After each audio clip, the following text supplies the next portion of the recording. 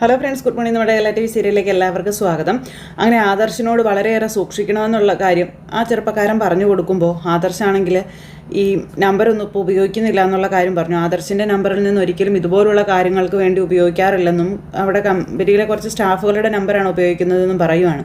പിന്നെ ഞാനിപ്പോൾ എന്തായാലും ഇതിൻ്റെ പിന്നാലെയാണ് സാർ, എല്ലാ കാര്യങ്ങളും നമുക്ക് റെഡിയാക്കാമെന്ന് അദ്ദേഹം പറയുന്ന കേട്ടപ്പോൾ ഈ ഒരു കാര്യത്തിന് വേണ്ടി എല്ലാ തിരക്കുകളും മാറ്റിവെച്ച് ഇയാൾ ഇറങ്ങണമെന്നും അതിന് വരുന്ന ആ ഒരു ചെറിയ ഇതെല്ലാം ഞാൻ മേക്ക് ചെയ്തോളാമെന്നൊക്കെയുള്ള കാര്യങ്ങളും ഒക്കെ പറയുക എന്ന് മാത്രമല്ല, എൻ്റെ ഈ ദൗത്യം പൂർത്തിയാകുമ്പോൾ നല്ലൊരു ഗിഫ്റ്റും ഞാൻ സേവിയറിന് തന്നിരിക്കും എന്നൊക്കെ പറഞ്ഞു. അതൊന്നും എനിക്ക് വേണ്ട സാറേ എന്ന് പറയും. ഞാനും കിരൺ സാറും തമ്മിൽ നല്ലൊരു സൗഹൃദം നിലനിന്ന് പോകുന്നുണ്ട്. അദ്ദേഹം ഒരു കാര്യം എന്നോട് പറയുമ്പോൾ എനിക്കത് തള്ളിക്കളയാൻ പറ്റത്തില്ല. അതുകൊണ്ടാണ്. അതുമാത്രമല്ല, ഈ അടുത്ത സമയത്ത് എൻ്റെ വീടിൻ്റെ കൺസ്ട്രക്ഷൻ നടത്തിയത് കിരൺ സാറ് തന്നെയാണെന്നും അതിൽ സാറിന് പ്രോഫിറ്റ് പോലും എടുത്തിട്ടില്ലെന്നുള്ള കാര്യമൊക്കെ ഇദ്ദേഹം പറയുക. പിന്നെ സാറിൻ്റെ ജ്വല്ലറിയിൽ വന്ന് പർച്ചേസ് നടത്തുമ്പോൾ പണിക്കൂലിയൊക്കെ ഒഴിവാക്കി തന്നാൽ മതിയെന്ന് പറഞ്ഞു. അപ്പോൾ ഉറപ്പായിട്ടും പണിക്കൂലിയെന്നല്ല, ആ പർച്ചേസിൻ്റെ പകുതി പൈസ തന്നെ അങ്ങ് ഒഴിവാക്കി തരാം പോരെ എന്നൊക്കെ ചോദിച്ചു കേട്ടോ. അപ്പോൾ ഓക്കെ എന്ന് പറഞ്ഞു. എന്നാൽ പിന്നെ സേവിയറിൻ്റെ വർക്ക് നടക്കട്ടെ, സേവിയറിൻ്റെ ഓരോ നിമിഷവും എന്നെ സംബന്ധിച്ചിടത്തോളം വളരെ ഇമ്പോർട്ടൻ്റ് ആണെന്നൊക്കെ ആദർശ് പറഞ്ഞു. പിന്നെ ഞാൻ ഇറങ്ങട്ടെ എന്ന് പറഞ്ഞ് യാത്ര പറഞ്ഞങ്ങ് പോയി ആദർശ്. അത് കഴിഞ്ഞ് എന്നെ കാണിക്കുന്നത് നമ്മുടെ ചന്തുമോൾ ഇങ്ങനെ വിഷമിച്ച് അവിടെ ഇരിക്കും കേട്ടോ. അപ്പോൾ ദേവയാനി അങ്ങോട്ടേക്ക് വന്നു. മോളെന്താ ഇവിടെ ഇങ്ങനെ വന്നിരിക്കണേന്ന് ചോദിച്ചു. അപ്പോൾ നയനാമ്മ വിളിച്ചില്ലല്ലോ എന്ന് ചന്തുമോൾ പറയുമ്പം, ഇന്ന് രാത്രി അമ്മ വിളിക്കുകയും ചക്കരവുമ്മ തരികയൊന്നും ചെയ്തില്ല അല്ലേ എന്ന് ദേവയാനി ചോദിച്ചു. പിന്നെ എന്നാലും മോളെ വിളിക്കാതെ എന്തായാലും അമ്മ കിടക്കില്ല കേട്ടോ എന്ന് ദേവയാനി പറയാം. സാരമില്ല, ഞാൻ നയനാമ്മയെ വിളിക്കട്ടെ എന്ന് ചോദിച്ചു. വിളിക്കാമെന്നും പറഞ്ഞു ഫോൺ എടുത്ത് വിളിക്കുക. അപ്പോഴത്തേക്കും നയനെ അവിടെ ഫോൺ എടുത്തു. ഹലോ അമ്മേ, എന്താ അമ്മയെന്ന് ചോദിക്കുമ്പം ഒരാളെ ഇവിടെ അമ്മയുടെ വിളി വന്നില്ലെന്നും പറഞ്ഞ് വിഷമിച്ചിരിക്കുകയാണെന്നും ഞാൻ കൊടുക്കാട്ടോ എന്നും പറഞ്ഞു കൊടുത്തു. എന്നിട്ട് പിന്നെ അമ്മ എന്താ വിളിക്കാതിരുന്നേ എന്ന് ചന്തു ചോദിക്കും. എൻ്റെ മോളെ വിളിക്കാതെ അമ്മ കിടക്കുമെന്ന് മോൾക്ക് തോന്നുന്നുണ്ടോ എന്ന് നയനെ ചോദിക്കാം. അപ്പോൾ അമ്മയ്ക്ക് വയറുവേദനയൊന്നും ഇല്ലല്ലോ. അപ്പോൾ കുഞ്ഞാവ സുഖമായിട്ട് അമ്മയുടെ വയറ്റിൽ കിടന്ന് ഉറങ്ങുക കേട്ടോ എന്ന് പറഞ്ഞു. അതുകൊണ്ട് അമ്മയ്ക്ക് ഒരു വയറുവേദന ഇല്ല എന്നൊക്കെ പറഞ്ഞപ്പോൾ ദേവേനി ഇതെല്ലാം കേൾക്കുക ചെയ്യും വട്ടം പിടിച്ച്. മോൾ മുത്തശ്ശൻ്റെയും മുത്തശ്ശിയുടെ ഒപ്പം കിടന്ന് സുഖമായി ഉറങ്ങിക്കോട്ടോ.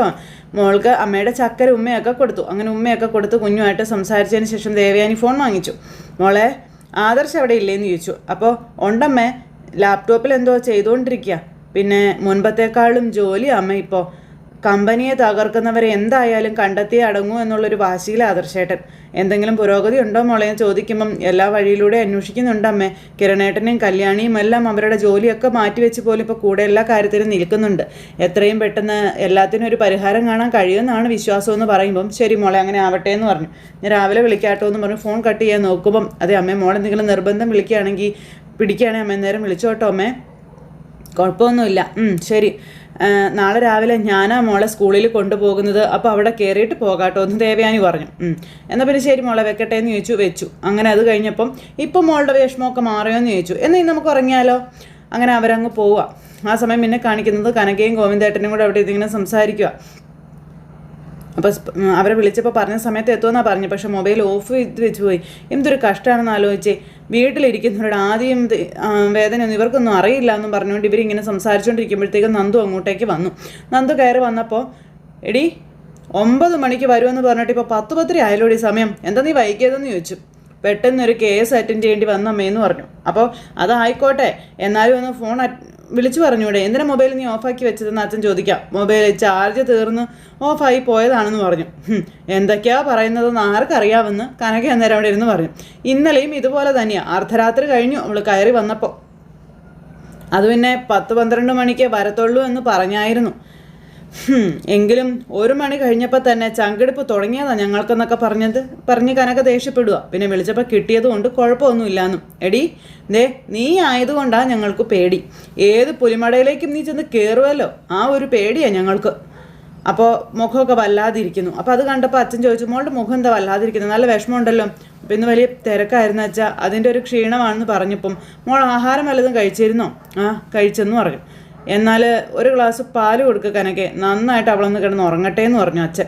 അപ്പോൾ നന്ദു ഒന്നും മിണ്ടാതെ അകത്തേക്ക് കയറി പോകുമ്പം, അതേ നിൻ്റെ പിറന്നാളുണ്ടല്ലോ, അത് കഴിഞ്ഞിട്ടൊന്നും ഇല്ലല്ലോ, ഇന്ന് 12 മണി ആകുമ്പോഴേ ആ പിറന്നാൾ കഴിയത്തുള്ളൂ. ഇന്നലെയും പിറന്നാളായിട്ട് നീ ഇവിടെ ഇല്ലായിരുന്നു രാത്രി, ഇന്നും ഇല്ലായിരുന്നു. ഞങ്ങളുടെ കൂടെ ഇരുന്ന് ആഹാരം കഴിക്കാൻ പോലും നീ ഇവിടെ ഉണ്ടായിരുന്നില്ല. ഇനി വേറെ ആരുടെയെങ്കിലും കൂടെ പോയിരുന്ന ആഹാരം നീ കഴിച്ചോ? അപ്പോൾ അമ്മ എന്തൊക്കെയാ പറയുന്നതെന്ന് ചോദിച്ചു കേട്ടോ നന്ദു. അല്ല ഞാൻ ആ അനിയുടെ കാര്യം തന്നെയാണ് പറഞ്ഞത്. അപ്പോൾ നന്ദുവിന് ഭയങ്കര സങ്കടമായിട്ട് നിൽക്കുമല്ലേ. അവനിപ്പോൾ മൂർത്തി ജ്വല്ലറിയുടെ MD ഒക്കെയാ, നല്ല തിരക്കുള്ള കൂട്ടത്തിലാണ്. എങ്കിലും നിനക്ക് വേണ്ടി അവൻ എല്ലാ തിരക്കും ഒഴിവാക്കി വെക്കുമെന്നൊക്കെ എനിക്ക് അറിയാമെന്നൊക്കെ കനക ഇങ്ങനെ പറയുമ്പോൾ ഗോവിന്ദേട്ടൻ എഴുന്നേറ്റിട്ട്, നീ ഒന്ന് ചുമ്മാ ഇരിക്കേണ്ട കനകെ, ക്ഷീണിച്ച് അവശയായി വന്ന മോളോട് ഇങ്ങനെയൊക്കെയാണോ സംസാരിക്കുന്നതെന്ന് ചോദിച്ചു. അപ്പോൾ ഗോവിന്ദേട്ടാ, എനിക്ക് മനസ്സിലുള്ളത് അടക്കി വെച്ചോണ്ട് നടക്കാനൊന്നും പറ്റത്തില്ല. ആകെ കൂടെ ഞാൻ ഒതുക്കി വെച്ചത് അബിയുടെ കാര്യം മാത്രമാണ്. അതുകൊണ്ട് അവിടെയുള്ളവരൊക്കെ ഇപ്പോൾ തീ തിന്നുകൊണ്ടിരിക്കുക.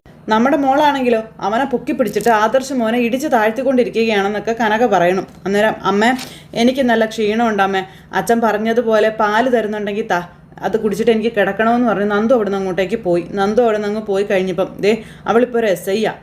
തിരക്കു പിടിച്ച ജീവിതമാണ് അവളുടേത്. ജോലിയോട് ആത്മാർത്ഥതയുള്ളവർക്കേ അതിൽ നിന്ന് ഒളിച്ചോടാനൊന്നും പറ്റത്തില്ല കനക്കെ. പിന്നെ ഡോക്ടറായാലും പോലീസായാലും വിളിക്കുന്ന സമയത്ത് ഓടിച്ചെല്ലണമല്ലോ. വല്ലാത്തൊരു ജീവിതം അവളുടേത്.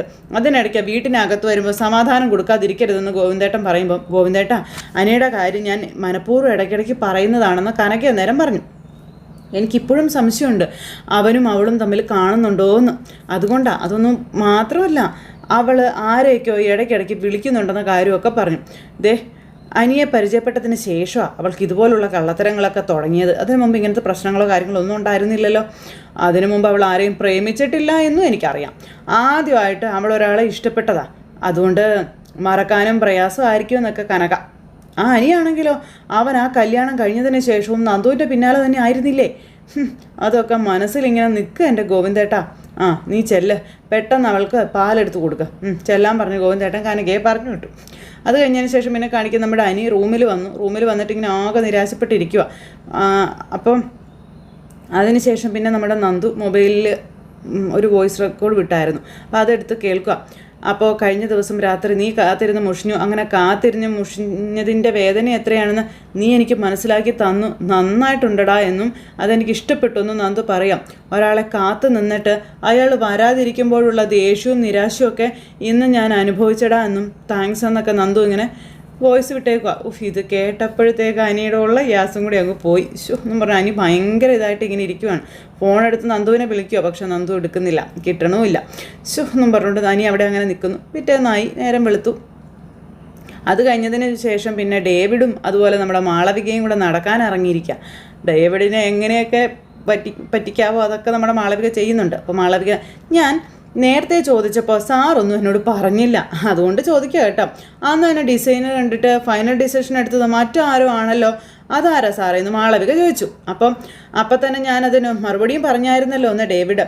അപ്പോൾ ഞങ്ങൾക്ക് നല്ലൊരു മാർക്കറ്റിംഗ് ടീമുണ്ട്, അവരാണ് ഇത്തരം കാര്യങ്ങളിൽ ഫൈനൽ ഡിസിഷൻ എടുക്കുന്നത്. അല്ല, അവരെപ്പറ്റി മാളവിക എങ്ങനെ അറിയുന്നതെന്ന് ചോദിക്കുമ്പം, അല്ല, അന്ന് എൻ്റെ ഡിസൈൻ നല്ലതാണെന്ന് അവർ പറഞ്ഞതുകൊണ്ടാണല്ലോ സാർ എന്നെ സെലക്ട് ചെയ്തതെന്ന് മാളവിക ഡേവിഡിനോട് പറയാം. അപ്പോൾ അവരാരാണെന്ന് അറിഞ്ഞാൽ അവരോടൊരു താങ്ക്സ് പറയണമെന്നുണ്ടായിരുന്നു എന്ന് പറയുമ്പം, നന്ദിയൊക്കെ താൻ എന്നോട് പറഞ്ഞാൽ മതി, അവർ കൊള്ളാമെന്ന് പറയുന്നു, ഞാനതിൽ തീരുമാനം എടുക്കുന്നു, അപ്പോൾ ക്രെഡിറ്റ് എനിക്കല്ലേ എന്ന് ചോദിച്ചപ്പം, അത് സാറ് പറഞ്ഞത് ശരിയാ. അല്ല, ആ ടീമിൽ ലേഡീസാണോ ജെൻസാണോ കൂടുതലെന്നൊക്കെ ചോദിക്കുമ്പോഴേക്കും രണ്ടു കൂട്ടരും ഉണ്ട്. എല്ലാവരും കൂടെ മൊത്തത്തിലൊരു അഭിപ്രായം പറയും, ഞാനത് നടപ്പിലാക്കും, അതാണ് പതിവെന്നൊക്കെ ഡേവിഡ് പറഞ്ഞു. സാർ ആദ്യം ഡിസൈൻ കണ്ടിട്ട് അത്ര മതിപ്പോടുകൂടിയൊന്നും അല്ല സംസാരിച്ചത്. എനിക്ക് ബിസിനസ് നടത്താൻ നന്നായിട്ട് അറിയാമെന്നും പിന്നെ എന്നാൽ ഈ ഡിസൈൻ വരയ്ക്കാനും അത് സെലക്ട് ചെയ്യാനൊന്നും എനിക്കറിയത്തില്ലെന്ന് ഡേവിഡ് മാളവികയോട് പറയണം. ഇനിയിപ്പോൾ മാളവിക കൊണ്ടുവരുന്ന ഡിസൈൻ ഏതായാലും എന്നെ സംബന്ധിച്ചിടത്തോളം ഗംഭീര ഡിസൈനുകളായിരിക്കും എന്ന് ഇയാൾ പറയുക. അത് കേട്ടപ്പോൾ മാളവിക ഒന്ന് ചിരിച്ചു. കാരണം മാളവികയുടെ ഡിസൈനുകൾ ഞങ്ങൾക്ക് നല്ല മൈലേജ് ഉണ്ടാക്കി തരുമെന്നുള്ള കാര്യം ഏതാണ്ട് ഞങ്ങൾ ഉറപ്പിച്ച് കഴിഞ്ഞെന്നും പറഞ്ഞു. അപ്പോൾ എൻ്റെ കഴിവിൻ്റെ പരമാവധി ഞാനെല്ലാം ചെയ്യുന്നുണ്ട് സാർ എന്ന് മാളവിക പറയുമ്പം, നയന കളക്ഷൻസിനെ നമുക്ക് പൊട്ടിക്കണം എന്ന് ഇയാൾ പറയുക. ഇനി മാളവിക കളക്ഷൻസ് എല്ലാ സ്ത്രീകളുടെ കഴുത്തിലും കയ്യിലും കാതിലും ഒക്കെ ഉണ്ടാകണമെന്ന് പറയുമ്പം, അല്ല, ഈ മൂർത്തി ജ്വല്ലറിയോട് സാറിന് നല്ല ദേഷ്യമുണ്ടല്ലേ സാറെന്ന് മാളവിക ചോദിക്കുമ്പം ഡേവിഡ് ഒന്ന് ചിരിച്ചു. അവർ നമ്പർ 1 അല്ലേ, അപ്പോൾ അവരെ നമ്പർ 2ഉം 3 ഒക്കെ ആക്കുന്നതിലല്ലേ ഞങ്ങൾക്കൊരു സന്തോഷം ഉണ്ടാവുക. അല്ല, സാറിന് വ്യക്തിപരമായിട്ട് എന്തെങ്കിലും വൈരാഗ്യം അവരോടുണ്ടോ? അപ്പോൾ എന്ന് ചോദിച്ചാൽ ഞങ്ങൾ രണ്ടു കൂട്ടരും ബിസിനസ്സുകാരാണല്ലോ, അപ്പോൾ അതിൻ്റേതായ ചില ശത്രുതകളൊക്കെ എന്തായാലും ഉണ്ടാകുമല്ലോ. എന്തായാലും സാർ ഉറപ്പിച്ചോ, ഞാൻ എൻ്റെ മാക്സിമം എഫോർട്ട് എടുത്തിട്ട് ഈ വിഷു നമ്മുടേതാക്കി മാറ്റുമെന്ന് മാളവിക പറയുമ്പം, നമുക്ക് തകർക്കാം മാളു എന്നും പറഞ്ഞ് വിളിച്ചപ്പോൾ മാളു ചിരിക്കുക. പിന്നെ മാളവിക മാളു എന്ന് വിളിക്കുന്നത് കൊണ്ട് കുഴപ്പമൊന്നുമില്ലല്ലോ. അപ്പോൾ എല്ലാവരും എന്നെ എങ്ങനെയാണ് സാർ വിളിക്കുന്നത്, പ്രത്യേകിച്ച് വീട്ടിൽ. അപ്പം നീ എനിക്ക് മോളെ പോലെയാ, അതുകൊണ്ട് നിന്നെ ഞാൻ മാളു എന്നേ വിളിക്കൂ. അപ്പോൾ ആയിക്കോട്ടെ സാർ.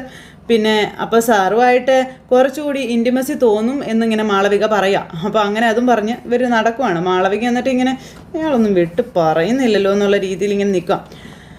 അപ്പോൾ ഇയാളാണെങ്കിൽ ഫ്രണ്ടിൽ ഇങ്ങനെ നടന്നും പോന്നു. അപ്പോൾ എന്തൊക്കെയോ ഇനിയുണ്ട് എന്നുള്ള രീതിയിൽ മാളവിക അവിടെ അങ്ങനെ നിൽക്കുന്നത്. അത് കഴിഞ്ഞതിന് ശേഷം പിന്നെ കാണിക്കുന്നത് ഡേവിഡും അതുപോലെ തന്നെ നമ്മുടെ നാഗേന്ദ്രനും കൂടെ കാണുക.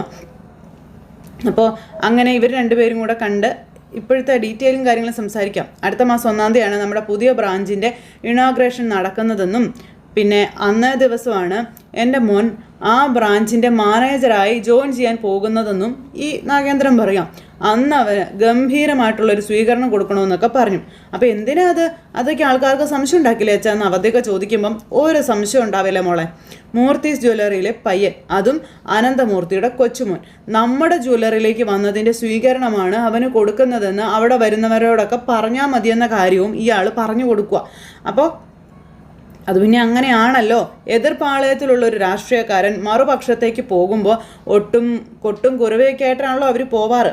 അതേ നയം തന്നെയാണ് നമ്മളും ഇവിടെ പിന്തുടരാൻ പോകുന്നത്. അപ്പോൾ ഏട്ടനും ആകെ അന്തം വിട്ടിരിക്കാച്ചാ. AN ജ്വല്ലറിയെ പോലെ ഇത്രയും വലിയൊരു സ്ഥാപനത്തിൽ ഏട്ടന് മാനേജരാക്കുമെന്ന് സ്വപ്നത്തിൽ പോലും ഏട്ടൻ കരുതിയിട്ടുണ്ടാവില്ല. പിന്നെ ഇതൊക്കെ അവരുടെ മിടുക്കായിട്ടാണ് അവർ ചിത്രീകരിച്ച് വെച്ചിരിക്കുന്നത്, നമ്മുടെ മോഡലിൻ്റെ മിടുക്കായിട്ടേ. അപ്പോൾ അത് അങ്ങനെ തന്നെ ഇരുന്നോട്ടെ മോളെ, നമുക്കെന്താ, അവളും അതിൻ്റെ പേരിലൊന്ന് അഹങ്കരിച്ചോട്ടെ. പിന്നെ എൻ്റെ മോൻ ഇഷ്ടമില്ലാത്ത ഭാര്യയാണ് അവൾ. അതുകൊണ്ട് അവൻ്റെ താല്പര്യത്തിനനുസരിച്ച് അവളെ അവൻ്റെ ജീവിതത്തിൽ നിന്നും തൂത്തെറിയണമെന്ന കാര്യം അച്ഛൻ മകൾക്ക് പറഞ്ഞു കൊടുക്കുകയാണ്. അതിനു മുൻപ് അവൾ നന്നായി ജീവിതം ആസ്വദിച്ചോട്ടെ എന്നും പറയണു. അങ്ങനെ നവ്യയുടെ കാലനായിട്ട് അയാൾ വരാൻ എത്തുന്നു. അപ്പോൾ സർ, നമുക്ക് നവ്യയ്ക്കൊപ്പം വേറെ ഏതെങ്കിലും ലേഡി സ്റ്റാറിനെ കൂടെ കൊണ്ടുവന്നാലും ചോദിക്കുമ്പം ഒന്നും മിണ്ടാതിരിക്കടോ, ഇവിടെ അതിനേക്കാളും മൈലേജ് ഉണ്ട് നവ്യയ്ക്ക്, തനിക്ക് അറിയാവോ എന്ന് ചോദിച്ചു. മൂർത്തീസ് ജ്വല്ലറിയുടെ മരുമകൾ AN ജ്വല്ലറിയുടെ പരസ്യ മോഡലായി. അതായിരുന്നു നമ്മുടെ ആദ്യത്തെ പരസ്യവും ഹൈലൈറ്റും. അതിൽ ശരിക്കും വർക്കൗട്ട് ആയിട്ടില്ലേടോ എന്ന് ചോദിച്ചപ്പം ഉണ്ട് സാർ എന്ന് പറഞ്ഞു. അന്നേരം അതേ അങ്കിളെ, എൻ്റെ ഏട്ടനെ ഒരു സ്റ്റാഫ് പോലും ആക്കാതെ മൂർത്തീസ് ജ്വല്ലറിയിൽ നിന്നും പുറത്താക്കിയെന്ന് അവന്തിക. അതിനിങ്ങനെ തന്നെയാ മൂർത്തി മുത്തശ്ശനും അയാൾ സ്നേഹിക്കുന്നവർക്കും തിരിച്ചടി കൊടുക്കേണ്ടതെന്നും അവന്തിക പറയണു. അപ്പോൾ ഈ വിഷുവിന് മൂർത്തീസ് ജ്വല്ലറി തകർന്നടിയുമ്പോൾ അനിയും മിക്കവാറും MD സ്ഥാനത്തിൽ നിന്നും താഴേക്ക് ഇറങ്ങും. പിന്നെ പുറത്തുനിന്ന് ആരെങ്കിലും വരും അയാളുടെ കമ്പനിയുടെ തകർച്ച പൂർത്തിയാക്കാനെന്നും ഇയാൾ പറയുവാണ്. ഭയങ്കര സന്തോഷം, ഭയങ്കര പ്രതീക്ഷയാണ് അവർ. അത് കഴിഞ്ഞപ്പോഴത്തേക്കും കാണിക്കുന്ന നമ്മുടെ അബി ആട്ടോ. അബി ഇങ്ങനെ ഫോൺ എടുത്ത് ഇങ്ങനെ തോണ്ടിക്കൊണ്ടിരുന്നിട്ട് പഴയതുപോലെ സുന്ദരിമാരെയൊന്നും ചൂണ്ടാൻ പറ്റുന്നില്ലെന്നും പറഞ്ഞുകൊണ്ട് ഇങ്ങനെ ഇരിക്കുക. അന്നേരം നവ്യ അങ്ങോട്ടേക്ക് കയറി വന്നു. അബി എന്ന് പറഞ്ഞ ഒരു ഒറ്റ ഞെട്ടൽ. നീ എന്താണ് ഞെട്ടിയത്? അല്ല ഒന്നുമില്ല, ദേ വരുന്ന 1-ാം തീയതിയാണ് നീ AN ജ്വല്ലറിയിൽ ജോയിൻ ചെയ്യാൻ പോകേണ്ടത് കേട്ടോ. അപ്പോൾ അതൊരു സന്തോഷമുള്ള കാര്യം തന്നെയാണ്. പക്ഷേ അതിന് എത്രത്തോളം ഈ വീട്ടിലുള്ളവർ സമ്മതിക്കുമെന്ന് എനിക്കറിയില്ല എന്ന് പറയുമ്പോൾ എൻ്റെ സമ്മതം നിനക്കുണ്ട്, അവിടെ ജോലി ചെയ്യാനുള്ള മനസ്സ് നിനക്കുമുണ്ട്.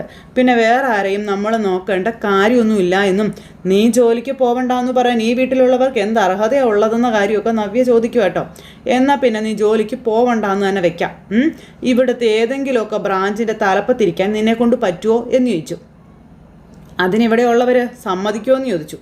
വേണ്ട, നിന്നെ ഒരു സ്റ്റാഫെങ്കിലും ആക്കുമോ അവർ, അതെങ്കിലും ചെയ്യുമെന്ന് ചോദിക്കുമ്പം എന്നാലും വരുമാനത്തിന് കുറവൊന്നുമില്ലല്ലോ, എനിക്ക് കിട്ടാനുള്ളത് അക്കൗണ്ടിലേക്ക് വരുന്നുണ്ടല്ലോ മാസാമാസം എന്ന് പറയുമ്പം അങ്ങനെ ജീവിക്കാൻ നാണമില്ലടാ നിനക്ക്. ആ വരുമാനം നഷ്ടപ്പെടുമെന്ന് കരുതിയിട്ടാണ് നീയും നിൻ്റെ അമ്മയൊക്കെ ഇത്രയും സഹിച്ച് ജീവിക്കുന്നതല്ലേ എന്ന് ചോദിക്കുക ഭാര്യ. ഇനിയിപ്പോൾ നീ AN ജ്വല്ലറിയിൽ ജോയിൻ ചെയ്യുന്നതിൻ്റെ പേരിൽ നമ്മളെ ഇവിടെ നിന്ന് ഇറക്കി വിടുന്നെങ്കിൽ അവരങ്ങ് വിട്ടോട്ടേടാ. അപ്പോൾ അബി അന്തം വിട്ടിങ്ങനെ നോക്കുക. അതൊന്നും നമ്മൾ നോക്കേണ്ട കാര്യമില്ല, നമുക്ക് ശരിയെന്ന് തോന്നുന്നത് നമ്മൾ ചെയ്യണമെന്നൊക്കെ പറഞ്ഞു കൊടുക്കുന്നു. അല്ല, ഈ വിഷയം ഇവിടെയുള്ളവരുടെ മുന്നിൽ എങ്ങനെയെങ്കിലും ഒന്ന് അവതരിപ്പിക്കണമല്ലോ. ഇപ്പം തന്നെ നമുക്ക് അവതരിപ്പിക്കണോ? അല്ല, ഇപ്പം വേണ്ട, പോകുന്നതിന് മുൻപ് എന്തായാലും നമുക്കത് പറഞ്ഞല്ലേ പറ്റുള്ളൂ. പറയാം, പക്ഷെ ഇവിടെയുള്ളവർ പോകണ്ടെന്ന് പറഞ്ഞാലോ? അങ്ങനെയല്ലേ പറയാൻ 100% ചാൻസ് ഉള്ളൂ. എങ്കിലും നമ്മൾ ആകെ കുഴയുമല്ലോ. എങ്ങനെ കുഴയാൻ? നീ എന്താ അപ്പോൾ പോവില്ലേ? എൻ്റെ പൊന്നു നവ്യേ, എൻ്റെ ധർമ്മസങ്കടം നിനക്ക് പറഞ്ഞാൽ മനസ്സിലാവത്തില്ല. എന്ത് ധർമ്മസങ്കടം ഉണ്ടെങ്കിലും അത് നീ എന്നോട് തന്നെ പറയണം, മനസ്സിലായോ? നിനക്ക് ഈ വീട്ടിലുള്ളവരെ ഭയക്കേണ്ട കാര്യമുണ്ടോ? നീ എന്തിനാ അങ്ങനെ ഭയക്കുന്നേ? അങ്ങനെ അവർ ഭയപ്പെടുത്താനും മാത്രം എന്തെങ്കിലും തെറ്റ് നീ ചെയ്തിട്ടുണ്ടോ? അപ്പം അങ്ങനെയൊന്നും ഞാൻ ചെയ്തിട്ടില്ല. പിന്നെന്താ നിനക്ക് കുഴപ്പം? ഇവിടെ നിൻ്റെ ഭാഗത്ത് മാത്രമാണ് ന്യായമുള്ളത്. അതുകൊണ്ട് നിനക്ക് എന്ത് വേണമെങ്കിലും ചെയ്യാം. നിങ്ങൾ 3 കൊച്ചുമക്കളിലെ നിന്നെ മാത്രമാണ് നിൻ്റെ മുത്തശ്ശൻ ഒറ്റപ്പെടുത്തി വെച്ചിരിക്കുന്നത്. അത് ശരിയാണോ? പിന്നെ നിൻ്റെ ഏട്ടനെ MD സ്ഥാനത്തു നിന്ന് എടുത്ത് മാറ്റിയതിന് ശേഷമാണ് നിൻ്റെ മുത്തശ്ശനോട് എനിക്കൊരു ബഹുമാനമൊക്കെ ഉണ്ടായതെന്നൊക്കെ നവ്യ നിന്നിങ്ങനെ തട്ടിവിടുക. തെറ്റ് ചെയ്യുന്നവർക്കെല്ലാം ഒരേ ശിക്ഷ നടപ്പിലാക്കുന്ന നിൻ്റെ മുത്തശ്ശനോട് ഇപ്പം എനിക്ക് കുറച്ച് സ്നേഹമൊക്കെ ഉണ്ട് എന്ന് നവ്യ പറയണു. പിന്നെ അങ്ങനെയുള്ള നിൻ്റെ മുത്തശ്ശനുണ്ടല്ലോ, നീ മറ്റൊരു ജ്വല്ലറിയിൽ ജോയിൻ ചെയ്യുക എന്ന് പറഞ്ഞാൽ ഒന്നും പറയാൻ പോകുന്നില്ല എന്നും പറഞ്ഞു. അഭിയും പേടിച്ച് വരച്ച് നിൽക്കുക. അധ്വാനിച്ച് ജീവിക്കുന്നവരെ മുത്തശ്ശനു ഭയങ്കര ഇഷ്ടമാടാ. അതുകൊണ്ട് കയ്യിൽ വന്ന ഭാഗ്യം നീ തട്ടിത്തെറിപ്പിച്ച് കളയാൻ നിൽക്കരുത്. അത്ര എനിക്ക് നിന്നോട് പറയാനുള്ളൂ എന്നും പറഞ്ഞുകൊണ്ട് നവ്യ അവിടെ നിന്ന് പോയി കഴിഞ്ഞപ്പോഴത്തേക്ക് അഭി എൻ്റെ ഈശ്വരന്മാർ ഇവൾ എന്നെയും കൊണ്ടേ പോവുള്ളൂ എന്നും പറഞ്ഞുകൊണ്ട് ഇങ്ങനെ അവിടെ നിൽക്കുക. അത് കഴിഞ്ഞ് പിന്നെ കാണിക്കുന്നത് നന്ദുവിനെ കേട്ടോ. അപ്പോൾ നന്ദു ഇങ്ങനെ അവിടെ വെയിറ്റ് ചെയ്ത് നിൽക്കുമ്പോഴത്തേക്കും നമ്മുടെ അനി കാണാൻ വന്നേക്കുന്നു. അപ്പോൾ അനി കാണാൻ വന്ന സമയത്ത് അവിടുത്തെ സ്റ്റാഫ് ASI വന്നിട്ട് അനി വന്ന കാര്യം പറഞ്ഞു. അപ്പോൾ ഞാനിവിടെ ഇല്ലെന്ന് പറഞ്ഞേക്കാൻ നന്ദു പറയുമ്പം അങ്ങനെ പറഞ്ഞാലും അത് കള്ളമാണെന്ന് ആ സാറിന് അറിയാം. തിരക്കാണെന്ന് പറയട്ടെ മേഡം എന്ന് ചോദിച്ചു. എന്താണെന്ന് വെച്ചാൽ പറഞ്ഞോ, ഒരു കാരണവശാലും അനി ഇങ്ങോട്ട് കടത്തി വിടരുതെന്ന് പറഞ്ഞു. അല്ല മേഡം, അത് അനന്തപുരിയിലെ പയ്യനായതുകൊണ്ടേ ഞങ്ങൾക്ക് തടയാനൊരു ബുദ്ധിമുട്ടുണ്ടെന്ന് പറഞ്ഞു. എന്താടോ അങ്ങനെ ഒരു ബന്ധമൊക്കെ ഉണ്ട് എന്ന് കരുതി താൻ എല്ലായിടത്തും തല ഉഞ്ചു കൊടുക്കടോ എന്ന് ചോദിച്ചുകൊണ്ട് നന്ദു ദേഷ്യപ്പെടുക. അല്ല മേഡം, അനന്തപുരിയിലെ പയ്യനെന്ന് പറഞ്ഞാൽ അത് അനന്തപുരിയിലെ പയ്യൻ മാത്രമാണ്, അല്ലാണ്ട് നിങ്ങളുടെയൊക്കെ മനസ്സിലുള്ളതുപോലെ തെറ്റായ ഒരു ബന്ധം ഞങ്ങൾ തമ്മിലില്ല എന്ന് നന്ദു പറയുക. ഇനിയിപ്പോൾ ഏതായാലും പുതിയ കഥയൊന്നും താനായിട്ട് മെനയാനും നിൽക്കണ്ട, പറഞ്ഞു മനസ്സിലായുള്ളൂ. അപ്പോൾ എന്നാൽ പിന്നെ തിരക്കാണെന്ന് ഞാൻ പറഞ്ഞോളാം മേഡം എന്ന് പറഞ്ഞുകൊണ്ട് അയാൾ അങ്ങ് പോയി. അനി പുറത്ത് വെയിറ്റ് ചെയ്യുക. അപ്പോൾ ഇയാൾ അനിയുടെ അടുത്തേക്ക് ചെന്നു. മേഡം കാണാൻ പറ്റില്ല എന്ന് പറഞ്ഞു. അപ്പോൾ എത്ര തിരക്കുണ്ടെങ്കിലും എനിക്ക് കാണണമെന്ന് പറഞ്ഞു. അന്നേരം അത് കേട്ടപ്പോൾ വെറുതെ ഞങ്ങളെ മേഡത്തിൻ്റെ വായിലിരിക്കുന്നത് കേൾപ്പിക്കല്ലേ എൻ്റെ പൊന്ന് സാറേ, സാറ് പോകാൻ നോക്കാൻ പറഞ്ഞു. അപ്പോൾ സാറിനോടുള്ള ദേഷ്യം കൂടി എന്നോട് മേഡം തീർക്കുമെന്നും പറഞ്ഞുകൊണ്ട് അദ്ദേഹം ഇങ്ങനെ പറയാം. എന്തൊക്കെ സംഭവിച്ചാലും അവളെ കാണാതെ പോകുന്ന പ്രശ്നമില്ലെന്നും പറഞ്ഞുകൊണ്ട് അനി ഇങ്ങനെ അവിടെ തന്നെ ഇരിക്കുന്നു. അങ്ങനെ അനി അവിടെ ഭയങ്കര ദേഷ്യത്തോടു കൂടി ഇരിക്കുന്ന ഈ ഒരു സമയത്താണ് നമ്മുടെ ആദർശ് അങ്ങോട്ടേക്ക് വരുന്നത്, ദൈവദൂതനെ പോലെ. അപ്പോഴേക്കും നമ്മുടെ അനി ഒളിച്ച് നിൽക്കുക ആദർശിനെ കണ്ടപ്പോൾ, ആദർശ് കാണാതിരിക്കാൻ വേണ്ടി. അപ്പോൾ അങ്ങനെ ഒരു സിറ്റുവേഷനും കാര്യങ്ങളും ഒക്കെ കാണിച്ചുകൊണ്ട് ഇന്നത്തെ നമ്മുടെ കഥ അവസാനിച്ചു. അപ്പോൾ എല്ലാവരും കാത്തിരുന്ന് കാണുമല്ലോ. എല്ലാവർക്കും നല്ലൊരു ദിവസം ആശംസിക്കാം കേട്ടോ. ടാറ്റാ.